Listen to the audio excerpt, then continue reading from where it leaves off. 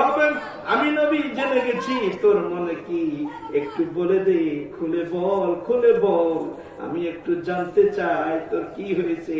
আবু বকর বলে, ও নবী, এখানে যখন পা রাখলাম কিছু যেন একটু আঘাত করলো।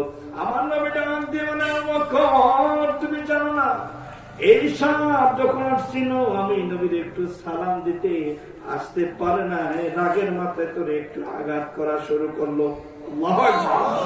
আবু বকর সিদ্দিক তাকিয়ে রইলেন। বিষাক্ত যখন বিষ ধরেছে, কালো কালো ভাব, আমার নবীজির থুতু মোবারক লাগিয়ে বিষটার সঙ্গে সঙ্গে পানি হয়ে গেলেন।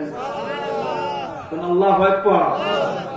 আবু বকর সিদ্দিকীর সাপে কামড়াইছে, আঙ্গু নবীর থুতু দি বালা কইরাছে।